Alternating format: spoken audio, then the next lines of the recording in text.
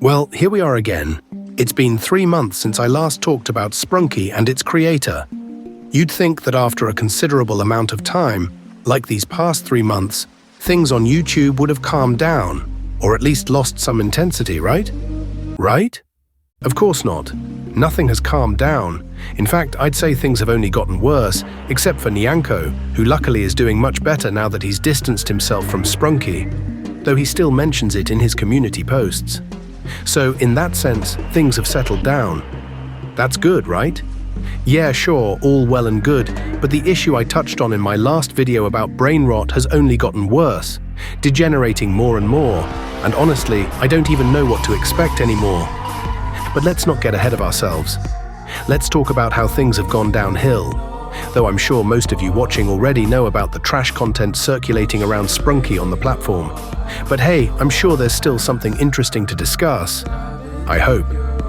Now, I'm not going to retell the story of Sprunki and its creator. I already did that in my last video.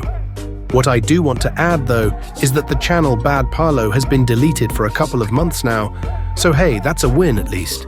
Anyway, with that out of the way, let's talk about the current state of Sprunki on the platform. Man, this is going to be rough.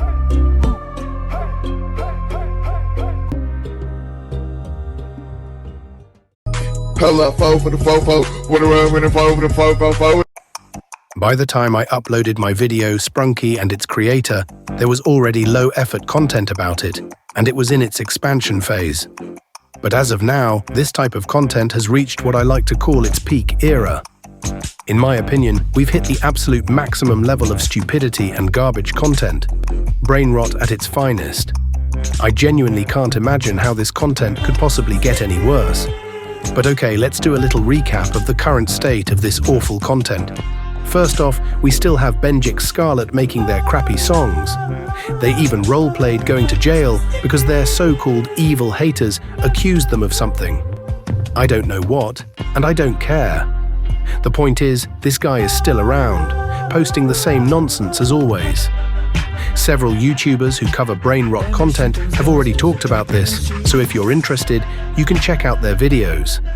Moving on, I recently noticed that, with the release and popularity of the new Squid Game season, there have been a couple of reskins of Sprunki mods attempting to fit the game into that series. What does this mean? More garbage content, of course. Woohoo! So yeah, nothing new there.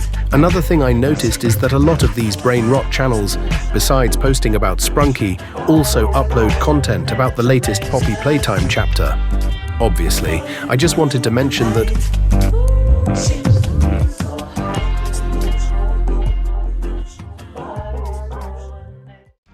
beyond that, something I didn't comment on before, probably because it wasn't as popular at the time, is the whole Sprunki phases thing, which is now the most visible trend.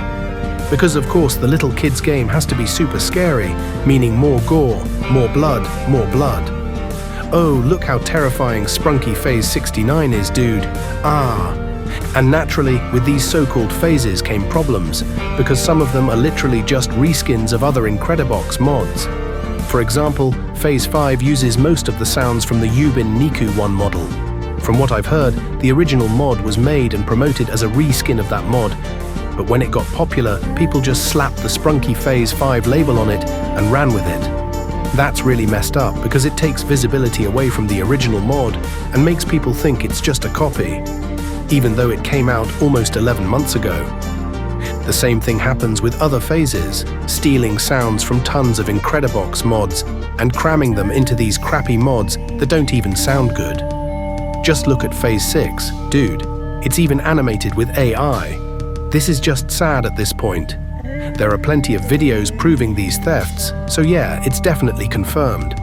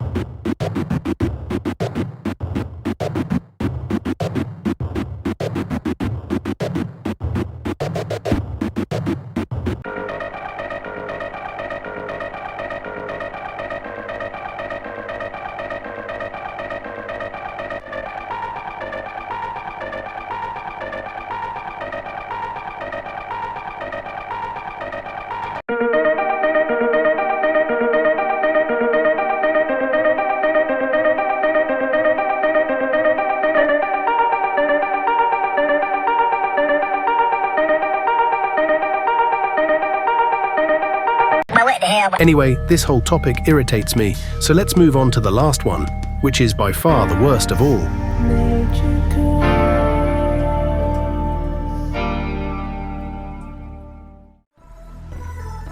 Now let's talk about the most infamous part of Sprunki-related content, the disgusting, suggestive content. Where do I even start? The most well-known, unfortunately, channel making this garbage is PKR Show, and their god-awful thumbnails are practically a meme at this point because they border on NSFW. Like, seriously, look at this. Is this really accepted on YouTube? Is this what advertisers want?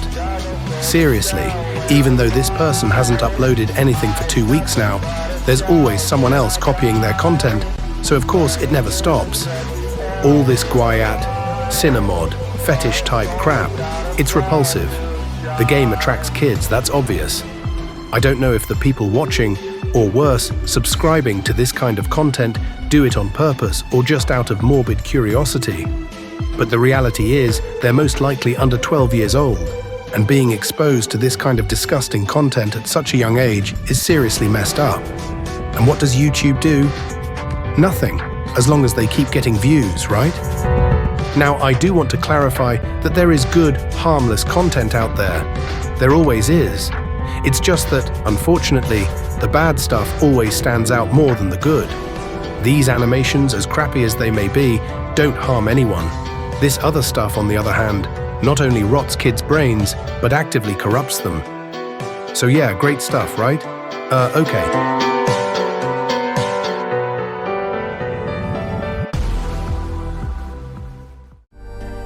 To conclude, I just want to say one thing. This kind of content has existed for a long time, all the way back to the Elsagate days. I truly believe that if we all unite as a community, beyond just the Incredibox community, we can fight back against these channels that not only kill brain cells but corrupt and atrophy them. This is far worse than just bad content for kids.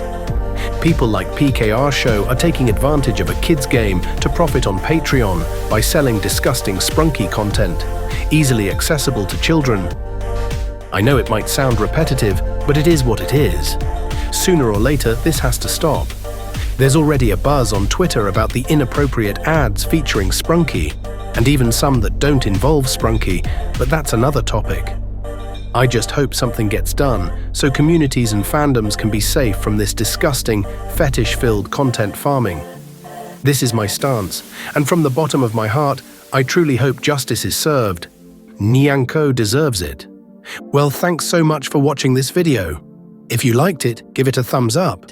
My name is Suggestive 22, and I'll see you in the next Incredibox mix. See you later.